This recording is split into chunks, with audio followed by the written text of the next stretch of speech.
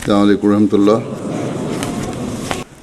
اشہد ان لا الہ الا اللہ وحدہ لا شریک لہ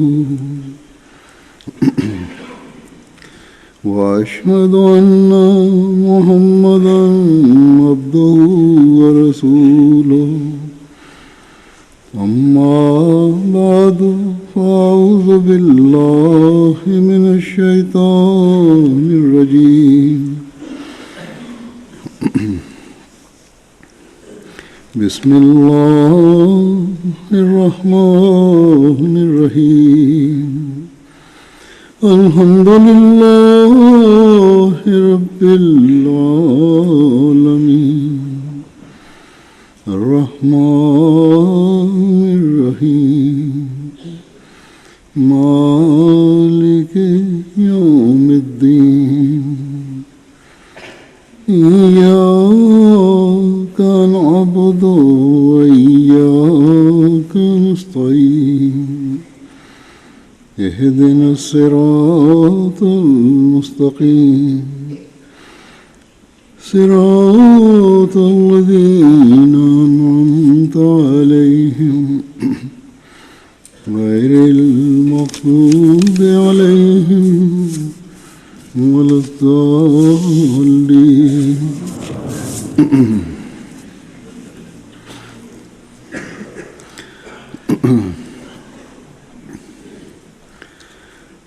دو دن بعد انشاءاللہ نیا سال شروع ہو رہا ہے. ہم مسلمان تو قمری سال سے بھی سال شروع کرتے ہیں اور یہ شمسی سال سے بھی. یہ قمری سال صرف مسلمانوں میں نہیں ہے بلکہ بہت سی قوموں میں، پرانے زمانے میں قوموں میں رواج تھا. قمری سال سے ہی سال شروع کیا جاتا تھا. چینیوں میں بھی ہے، ہندوؤں میں بھی ہے، اور قوموں میں بھی ہے. بہت سے مذہبوں میں پایا جاتا ہے.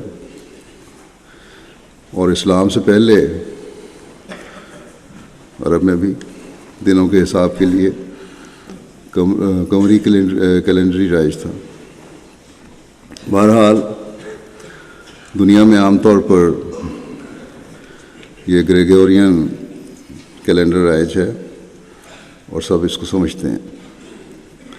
اس لیے ہر قوم اور ہر ملک نے اس کیلنڈر کو اپنے دنوں اور مہینوں کے حساب کے لیے اپنا لیا. اسی وجہ سے دنیا میں ہر سال ہر جگہ اس کے حساب سے 1 جنوری سے سال شروع ہوتا ہے اور 31 دسمبر کو ختم ہوتا ہے. بہرحال سال آتے ہیں، 12 مہینے گزرتے ہیں اور چلے جاتے ہیں. چاہے قمری مہینے کے سال ہوں یا یہ جو رائج کیلنڈر ہے گریگورین کیلنڈر اس کے سال ہوں. لیکن دنیا والے دنوں اور مہینوں اور سالوں کو دنیاوی گلگپاڑے اور ہاہو اور دنیاوی تسکین کے کاموں میں گزار کر بیٹھ جاتے ہیں، چاہے وہ مسلمانوں میں سے ہیں یا غیر مسلموں میں سے. نئے سال کے آغاز پر جو 1 جنوری سے شروع ہوتا ہے، دنیا والے کیا کچھ نہیں کرتے.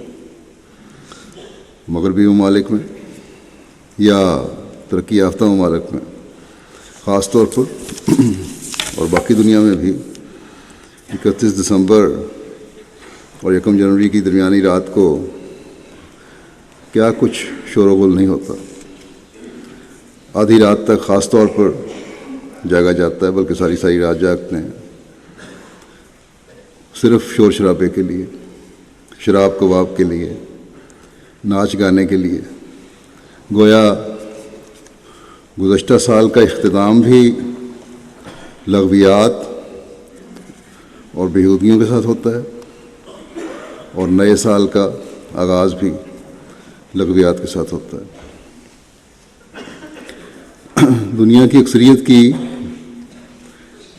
دین کی آنکھ تو اندھی ہو چکی ہے، اس لیے ان کی تو نظر تو وہاں تک پہنچ نہیں سکتی جہاں مومن کی نظر پہنچتی ہے اور پہنچنی چاہیے. ایک مومن کی شان تو یہ ہے کہ نہ صرف ان لغویات سے بچے اور بیداری کا اظہار کرے، بلکہ اپنا جائزہ لے اور غور کرے کہ اس کی زندگی میں ایک سال آیا اور گزر گیا، اس میں وہ ہمیں کیا دے کر گیا اور کیا لے کر گیا. ہم نے اس سال میں کیا کھویا اور کیا پایا. کیا ایک مومن نے دنیاوی لحاظ سے دیکھنا ہے کہ اس سال میں اس نے کیا کھویا اور کیا پایا؟ اس کی دنیاوی حالت میں کیا بہتری پیدا ہوئی، یا دینی لحاظ سے اور روحانی لحاظ سے دیکھنا ہے کہ کیا کھویا اور کیا پایا؟ اور اگر دینی اور روحانی لحاظ سے دیکھنا ہے تو کس معیار پر رکھ کر دیکھنا ہے،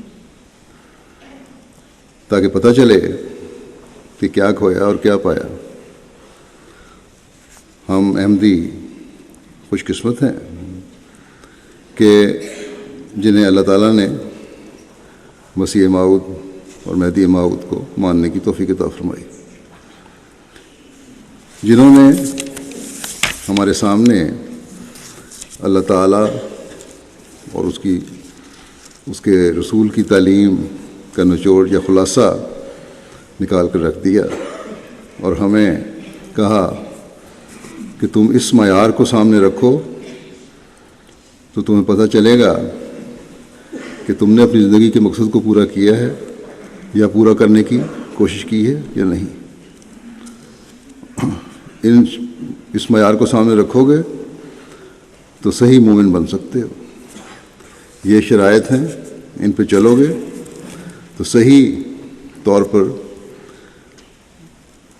اپنے ایمان کو پرکھ سکتے ہو. ہر احمدی سے آپ نے عہد بیعت دیا، اور اس عہد بیعت میں شرائط بیعت ہمارے سامنے رکھ کر لاہ عمل ہمیں دے دیا، جس پر عمل اور اس عمل کا ہر روز، ہر ہفتے، ہر مہینے اور ہر سال ایک جائزہ لینے کی ہر احمدی سے امید اور توقع بھی کی. بس ہم سال کی آخری رات اور نئے سال کا آغاز اگر جائزے اور دعا سے کریں گے تو اپنی آنکھ کو سنوارنے والے ہوں گے. اور اگر ہم بھی ظاہری مبارکبادوں اور دنیا داری کی باتوں سے نئے سال کا آغاز کریں گے تو ہم نے کھویا تو بہت کچھ اور پایا کچھ نہیں،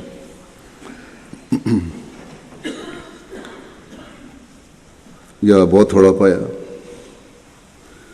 اگر کمزوریاں رہ گئی ہیں اور ہمارا جائزہ ہمیں تسلی نہیں دے رہا یا تسلی نہیں دلا رہا تو یہ دعا ہمیں کرنی چاہیے کہ اللہ تعالیٰ ہمارا آنے والا سال گزشتہ سال کی طرح روحانی کمزوری دکھانے والا سال نہ ہو، بلکہ ہمارا ہر قدم اللہ تعالیٰ کی رضا کے حصول کے لیے اٹھنے والا قدم ہو. ہمارا ہر دن اسوہ رسول صلی اللہ علیہ وسلم پر چلنے والا دن ہو. ہمارے دن اور رات حضرت مسیح موعود علیہ الصلوۃ والسلام سے عہد بیعت نبھانے کی طرف لے جانے والے ہوں۔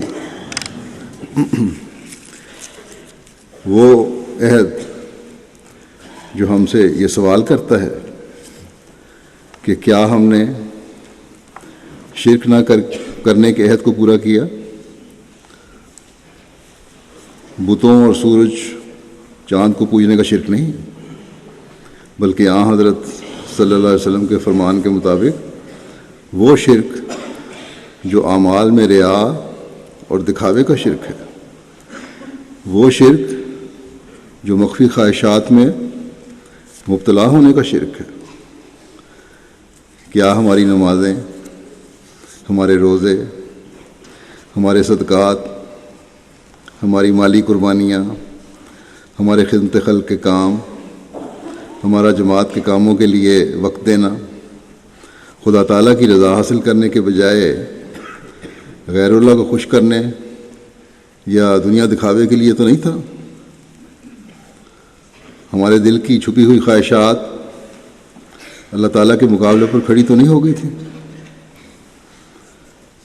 اس کی وضاحت حضرت مسیح موعود علیہ الصلوۃ والسلام نے اس طرح فرمایا کہ توحید صرف اس بات کا نام نہیں کہ منہ سے لا الہ الا اللہ کہیں اور دل میں 1000 بت جمع ہوں، بلکہ جو شخص اپنے کام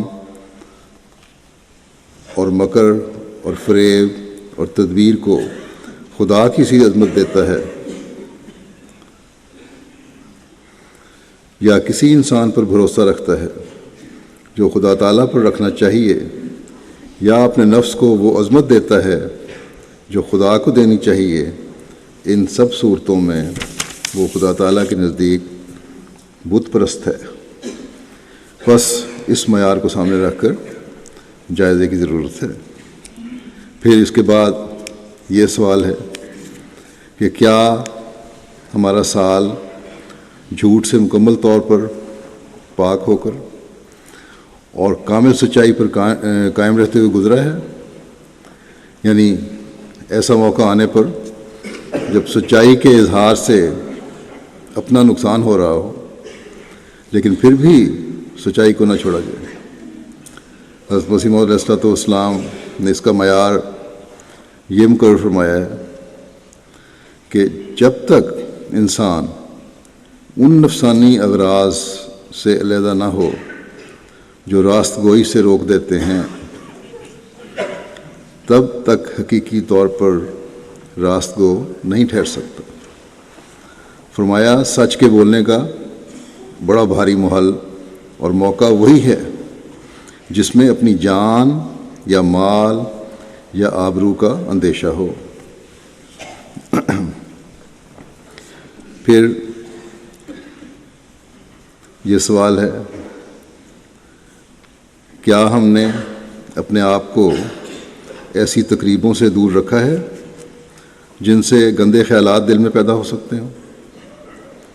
یعنی آج کل اس زمانے میں ٹی وی ہے، انٹرنیٹ ہے، یہ چیزیں اس قسم کی، اس پر ایسے پروگرام جو خیالات کو گندہ ہونے کا ذریعہ بنتے ہیں، ان سے آپ نے بچایا اپنے آپ کو؟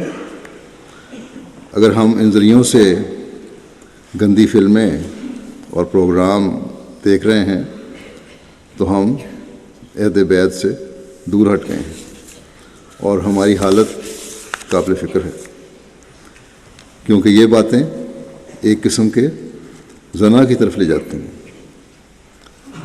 پھر سوال یہ ہے کہ کیا ہم نے بد نظری سے اپنے آپ کو بچانے کی ہر ممکن کوشش کی ہے اور کر رہے ہیں؟ کیا کیونکہ بد نظری کا جہاں تک سوال ہے، اس میں یہ حکم جو ہے عورتوں اور مردوں دونوں کے لیے ہے کہ کیونکہ اس امکانات پیدا ہو سکتے ہیں کھلی نظر سے دیکھنے سے، اس لیے اپنی نظریں نیچی رکھو اور غض بصر سے کام لو۔ پھر سوال یہ ہے کہ کیا ہم نے فسق و فجور کی ہر بات سے اس سال میں بچنے کی کوشش کی ہے؟ حضرت صلی اللہ علیہ وسلم نے فرمایا کہ مومن سے گالی گلوچ کرنا فسق ہے، سختی سے، لڑائی سے. جب لڑائی جھگڑا ہوتا ہے سو آدمی سخت الفاظ بھی کہہ دیتا ہے اور برے الفاظ بھی کہہ دیتا ہے، اور ایک مومن دوسرے مومن سے جب یہ کر رہا ہو تو یہ فسق ہے، بلکہ کسی سے بھی کر رہا ہو جب تو یہ فسق ہے. پھر آپ نے فرمایا کہ تاجر فاجر ہوتے ہیں. عرض کیا گیا یہ تو حلال ہے، تجارت کرنا تو حلال ہے. آپ صلی اللہ علیہ وسلم نے فرمایا مگر جب یہ لوگ سودا بازی کرتے ہیں تو جھوٹ بولتے ہیں اور قسمیں اٹھا اٹھا کر قیمتیں بڑھاتے ہیں. اسی طرح آپ نے شکر اور صبر نہ کرنے والوں کو بھی فاسق فرمایا ہے. بس یہ ہے گہرائی فسق سے بچنے کی. پھر سوال یہ ہے جو ہم نے کرنا ہے اپنے آپ سے کہ کیا ہم نے اپنے آپ کو ہر ظلم سے بچا کر رکھا ہے، یعنی ظلم کرنے سے بچا کے رکھا ہے. حضرت صلی اللہ علیہ وسلم نے فرمایا کہ کسی کی ایک ہاتھ زمین بھی دبا لینا، تھوڑی سی زمین بھی کسی کی دبا لینا، یا کسی کا ایک کنکر، چھوٹا سا پتھر جو ہے کنکری مٹی کی ٹکڑا، وہ بھی غلط طریق سے لینا ظلم ہے.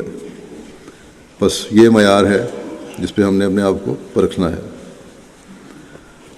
پھر سوال یہ کرنا ہے کہ کیا ہم نے ہر قسم کی خیانت سے اپنے آپ کو پاک رکھا ہے. آپ صلی اللہ علیہ وسلم نے فرمایا کہ اس سے بھی خیانت نہیں کرنی جو تم سے خیانت کرتا ہے. یہ ہے معیار.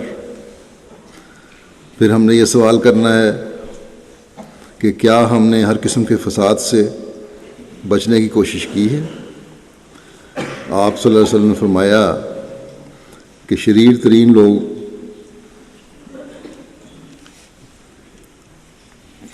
فسادی ہیں، اور یہ فسادی ہیں جو چغل خوری سے فساد پیدا کرتے ہیں. یہاں کی بات وہاں لگائی، ادھر سے ادھر بات پھیلائی، وہ لوگ فسادی ہیں. محبت کرنے والوں کے درمیان بگاڑ پیدا کرتے ہیں جو لوگ، وہ فسادی ہیں. جو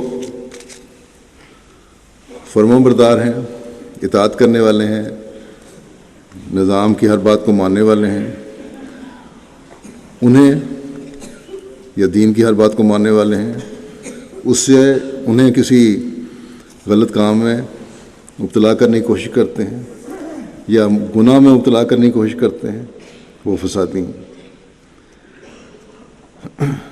بس یہ ہے معیار فساد ہونے کا اور فساد سے بچنے کا.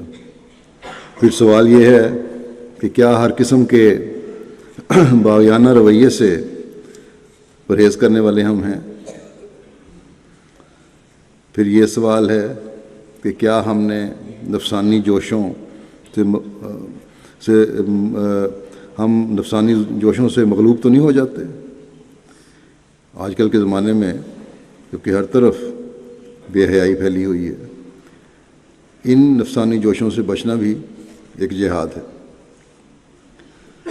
پھر سوال یہ ہے کہ کیا ہم 5 وقت نمازوں کا التزام کرتے رہے ہیں، سال میں باقاعدگی سے پڑھتے رہے ہیں، کہ اس کی کئی جگہ اللہ تعالیٰ نے قرآن کریم میں تلقین فرمائی ہے، نصیحت فرمائی ہے، بلکہ ہدایت حکم دیا ہے. اور حضرت صلی اللہ علیہ وسلم نے فرمایا کہ نماز کو چھوڑنا انسان کو شرک اور کفر کے قریب کر دیتا ہے.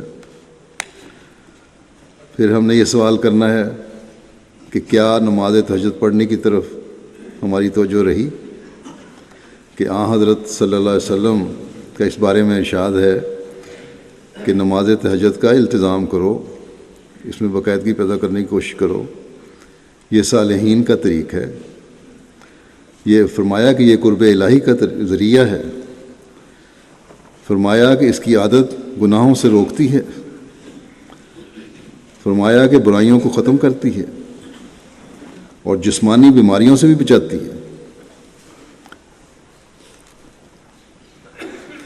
پھر ہم نے یہ سوال کرنا ہے کہ کیا ہم حضرت صلی اللہ علیہ وسلم پر درود بھیجنے کی باقاعدہ کوشش کرتے رہے ہیں یا کرتے ہیں؟ کہ یہ اللہ تعالیٰ کے خاص حکموں میں سے ایک حکم ہے مومنوں کو، اور یہ دعاؤں کی قبولیت کا ذریعہ بھی ہے۔ حضرت صلی اللہ علیہ وسلم نے فرمایا اگر درود کے بغیر دعائیں ہیں تو یہ زمین اور آسمان کے درمیان ٹھہر جاتی ہیں۔ اگر تم نے درود نہیں پڑھا اور تم دعائیں کر رہے ہو تو زمین سے اٹھیں گی دعائیں، آسمان تک نہیں پہنچیں گی، درمیان میں ٹھہر جائیں گی، اور کیونکہ ان میں وہ طریق شامل نہیں جو اللہ تعالیٰ نے بتایا ہے۔ آسمان تک پہنچانے کے لیے ضروری ہے کہ دعاؤں کے ساتھ درود بھی ہو۔ پھر سوال ہم نے یہ کرنا ہے کہ کیا ہم باقاعدگی سے استغفار کرتے رہے ہیں؟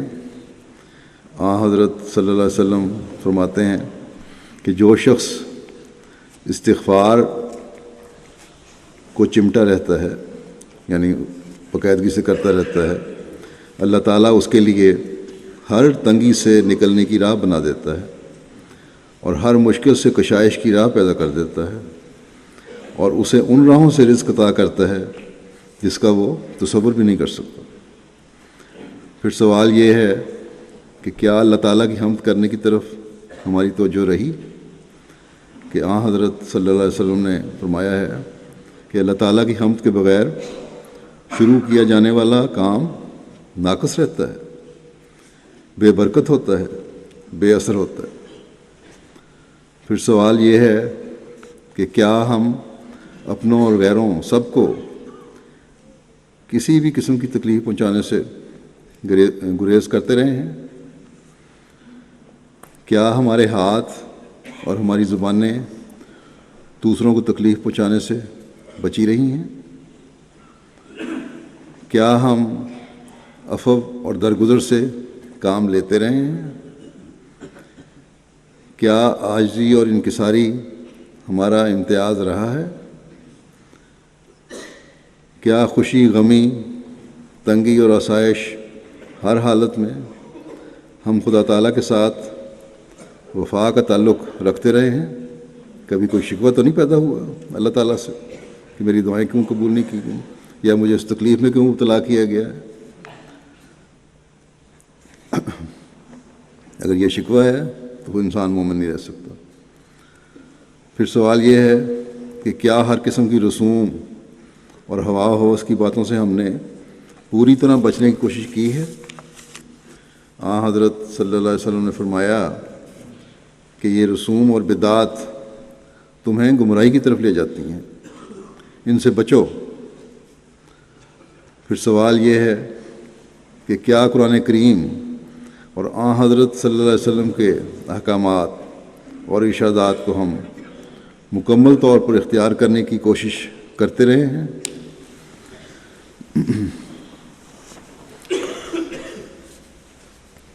پھر یہ سوال ہے کہ کیا تکبر اور نخوت کو ہم نے مکمل طور پر چھوڑا ہے یا اس کے چھوڑنے کے لیے کوشش کی ہے؟ کہ شرک کے بعد سب سے بڑی بلا تکبر اور نخوت ہے۔ حضرت صلی اللہ علیہ وسلم نے فرمایا کہ متکبر جنت میں داخل نہیں ہوگا، اور تکبر یہ ہے کہ انسان حق کا انکار کرے، لوگوں کو ذلیل سمجھے، ان کو حقارت کی نظر سے دیکھے اور ان سے بری طرح پیش آئے۔ پھر سوال یہ ہے کہ کیا ہم نے خوش خلقی کے اعلیٰ معیار حاصل کرنے کی کوشش کی ہے؟ کیا ہم نے حلیمی اور مسکینی کو اپنانے کی کوشش کی ہے؟ مسکینوں کا مقام حضرت صلی اللہ علیہ وسلم کی نظر میں کتنا ہے؟ حضرت صلی اللہ علیہ وسلم یہ دعا کیا کرتے تھے کہ اے اللہ مجھے مسکینی کی حالت میں زندہ رکھ، مجھے مسکینی کی حالت میں موت دے، اور مجھے مسکینوں کے گروہ میں ہی اٹھانا۔ پھر سوال یہ ہے کہ کیا ہر دن ہمارے اندر دین میں بڑھنے اور اس کی عزت و عظمت قائم کرنے والا بنتا رہا ہے؟ دین کو دنیا پر مقدم کرنے کا عہد جو ہم اکثر دہراتے ہیں صرف کھوکھلا عہد تو نہیں رہا؟ پھر سوال یہ ہے کہ کیا اسلام کی محبت میں ہم نے اس حد تک بڑھنے کی کوشش کی ہے کہ اپنے مال پر اس کو فوقیت دی، اپنی عزت پر اس کو فوقیت دی، اور اپنی اولاد سے زیادہ اسے عزیز اور پیارا سمجھا؟ حضرت صلی اللہ علیہ وسلم نے فرمایا کہ خدا نے مجھے دین اسلام دے کر بھیجا ہے، اور اسلام یہ ہے کہ تم اپنی پوری ذات کو اللہ تعالیٰ کے حوالے کر دو، دوسرے معبودوں سے دستکش ہو جاؤ، نماز قائم کرو اور زکوٰۃ دو۔ پھر ہم نے یہ سوال کرنا ہے کہ کیا ہم اللہ تعالیٰ کی مخلوق کی ہمدردی میں آگے بڑھنے کی کوشش کرنے والے ہیں یا کرتے رہے ہیں؟ پھر یہ سوال ہے کہ اپنی تمام تر استعدادوں کے ساتھ مخلوق خدا کو فائدہ پہنچانے کی کوشش کرتے رہے ہیں؟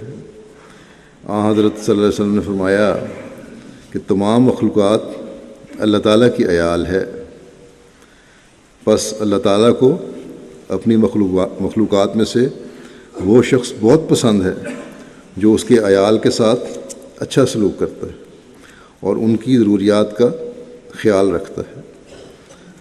پھر یہ سوال ہے کہ کیا یہ دعا کرتے رہے اور اپنے بچوں کو بھی نصیحت کرتے رہے کہ حضرت مسیح موعود علیہ السلام کی اطاعت کے معیار ہمیشہ ہم میں قائم رہیں، ہم ہمیشہ آپ کی اطاعت کرتے رہیں اعلیٰ معیاروں کے ساتھ، اور اس میں بڑھتے بھی رہیں۔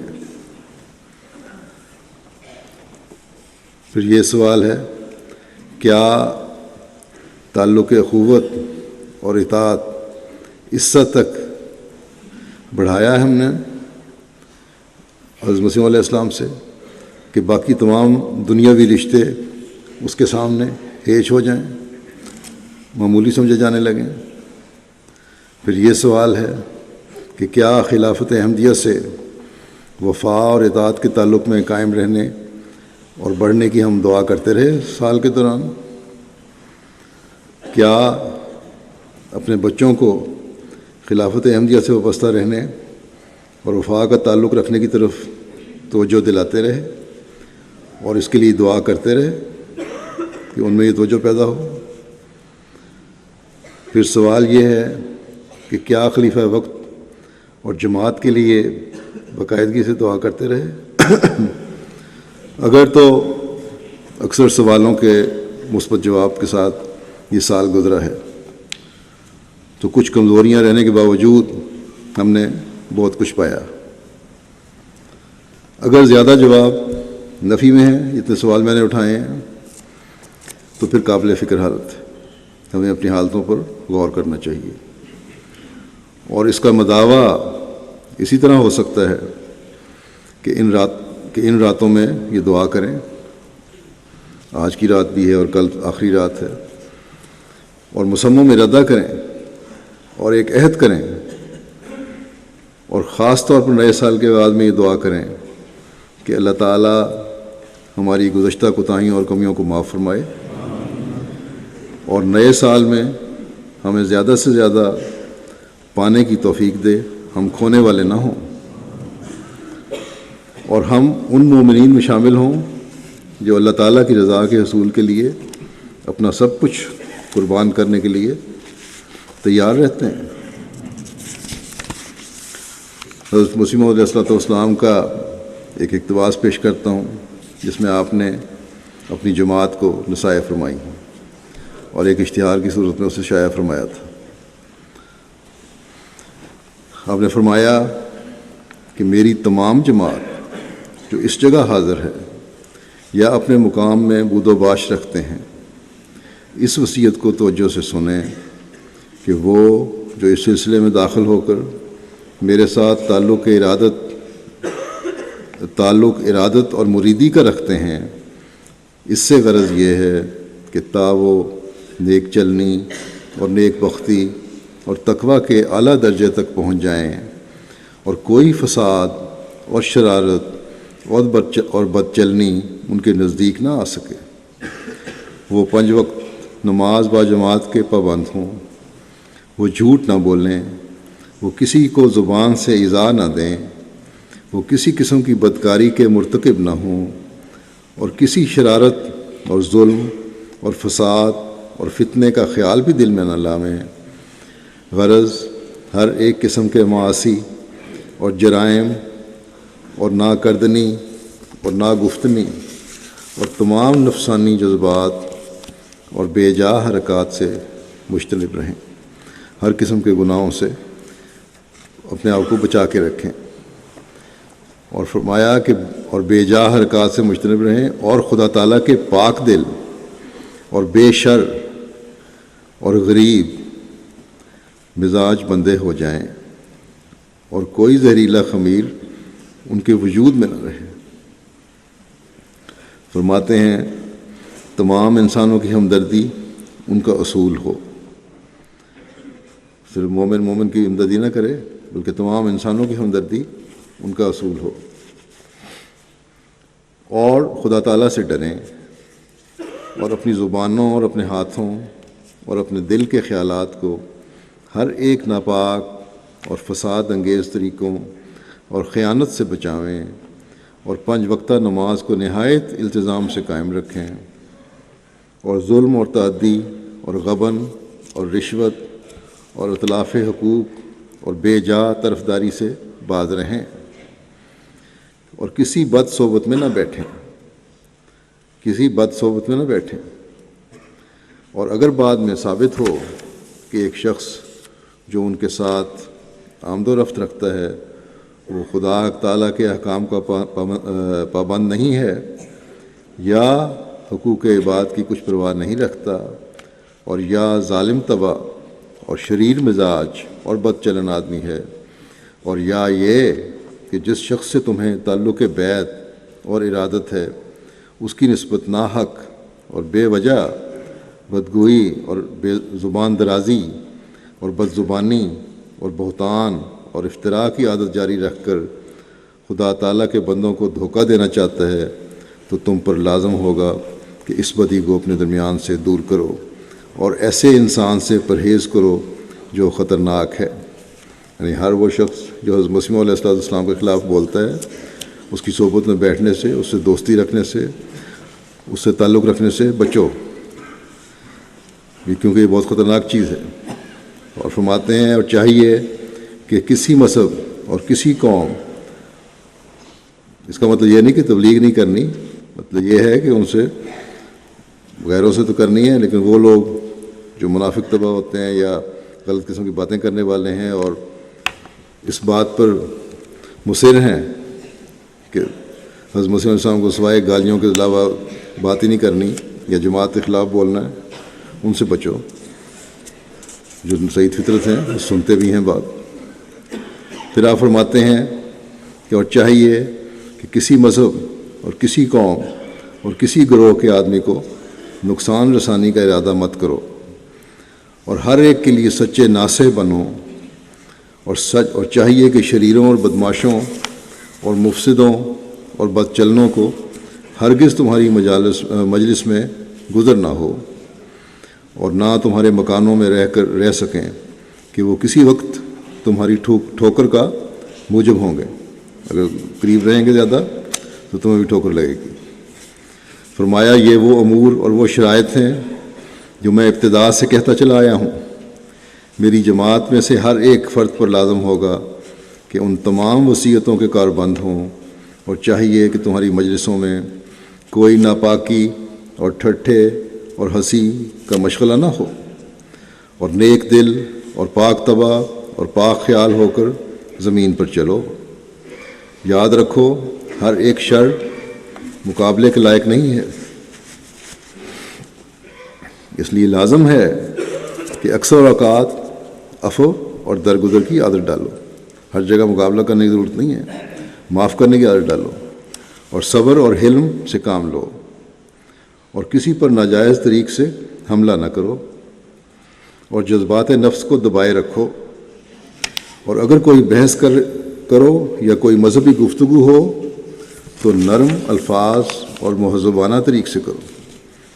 بحث کرنی ہے، مذہبی گفتگو کرنی ہے، کرو، لیکن مہذبانہ طریق پر۔ اور اگر کوئی جہالت سے پیش آوے تو سلام کہہ کر ایسی مجلس سے جلد اٹھ جاؤ۔ اگر تم ستائے جاؤ اور گالیاں دیے جاؤ اور تمہارے حق میں برے برے الفاظ کہے جائیں تو ہوشیار رہو کہ صفحات کے ساتھ تمہارا مقابلہ نہ ہو، ورنہ تم بھی ویسے ہی ٹھہرو گے جیسا کہ وہ ہیں۔ خدا تعالیٰ چاہتا ہے کہ تمہیں ایک ایسی جماعت بنا دے کہ تم تمام دنیا کے لیے نیکی اور راست بازی کا نمونہ ٹھہرو۔ سو اپنے درمیان سے ایسے شخص کو جلد نکالو جو بدی اور شرارت اور فتنہ انگیزی اور بدنفسی کا نمونہ ہے۔ جو شخص ہماری جماعت میں غربت اور نیکی اور پرہیزگاری اور حلم اور نرم زبانی اور نیک مزاجی اور نیک چلنی کے ساتھ نہیں رہ سکتا، وہ جلد ہم سے جدا ہو جائے، کیونکہ ہمارا خدا نہیں چاہتا کہ ایسا شخص ہم میں رہے، اور یقیناً وہ بدبختی میں مرے گا کیونکہ اس نے نیک راہ کو اختیار نہ کیا۔ سو تم ہوشیار ہو جاؤ اور واقعی نیک دل اور غریب مزاج اور راست باز بن جاؤ۔ تم 5 وقتہ نماز اور اخلاقی حالت سے شناخت کیے جاؤ گے، اور جس میں بدی کا بیج ہے وہ اس نصیحت پر قائم نہیں رہ سکے گا۔ فرماتے ہیں کہ چاہیے کہ تمہارے دل فریب سے پاک اور تمہارے ہاتھ ظلم سے بری اور تمہاری آنکھیں ناپاکی سے منزہ ہوں، اور تمہارے اندر بجوز راستی اور ہمدردی خلائق کے اور کچھ نہ ہو۔ میرے دوست جو میرے پاس قادیان میں رہتے ہیں، میں فرماتے ہیں کہ امید رکھتا ہوں کہ وہ اپنے تمام انسانی قوا میں اعلیٰ نمونہ دکھائیں گے۔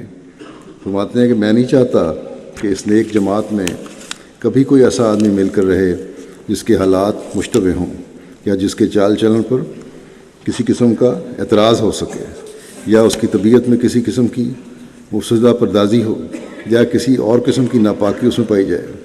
لہٰذا ہم پر یہ واجب اور فرض ہوگا کہ اگر ہم کسی کی نسبت کوئی شکایت سنیں گے کہ وہ خدا تعالیٰ کے فرائض کو عمداً ضائع کرتا ہے، جان بوجھ کر ضائع کرتا ہے، یا کسی ٹھٹھے اور بےہودگی کی مجلس میں بیٹھا ہوا ہے، مخالفین کی ایسی مجلسوں میں بیٹھتا ہے یا ٹھٹھا اور بےہودگی ہو رہی ہے، یا ویسے ایسی مجالس ہیں جو گندی مجالس ہیں، یا کسی اور قسم کی بد چلنی اس میں ہے، تو وہ فی الفور اپنی جماعت سے الگ کر دیا جائے گا۔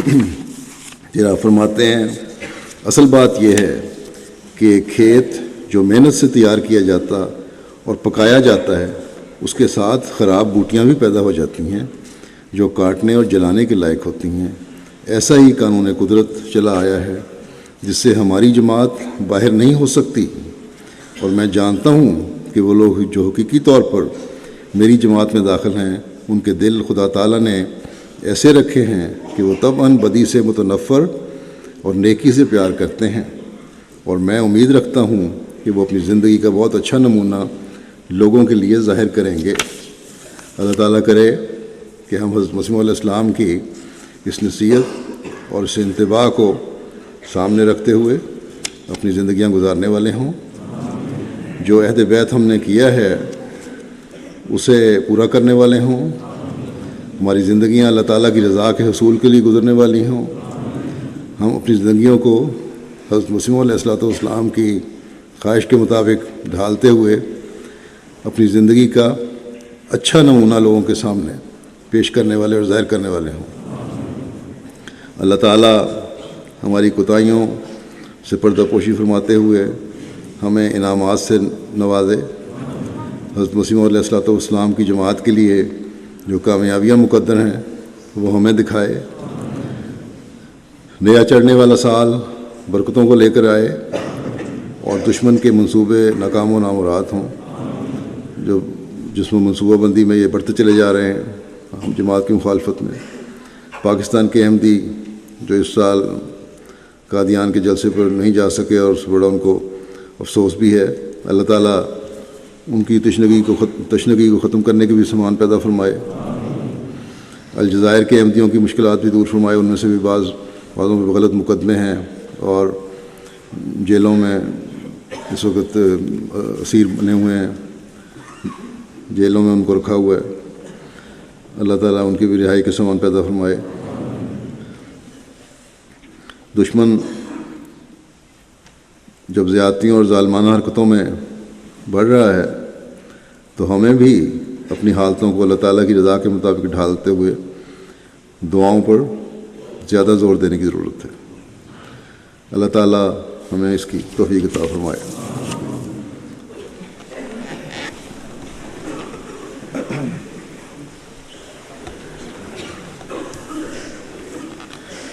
الحمد لله نحمده ونستعينه ونستغفره ونؤمن به ونتوكل عليه ونعوذ بالله من شرور أنفسنا ومن سيئات أعمالنا. من يهده الله فلا مضل له ومن يضلل فلا هادي له ونشهد أن لا إله إلا الله ونشهد أن محمدا عبده ورسوله. عباد الله رحمكم الله إن الله يأمر بالعدل والإحسان وإيتاء ذي القربى وينهى عن الفحشاء والمنكر والبغي يعظكم لعلكم تذكرون. اذكروا الله يذكركم وادعوه يستجب لكم ولذكر الله أكبر.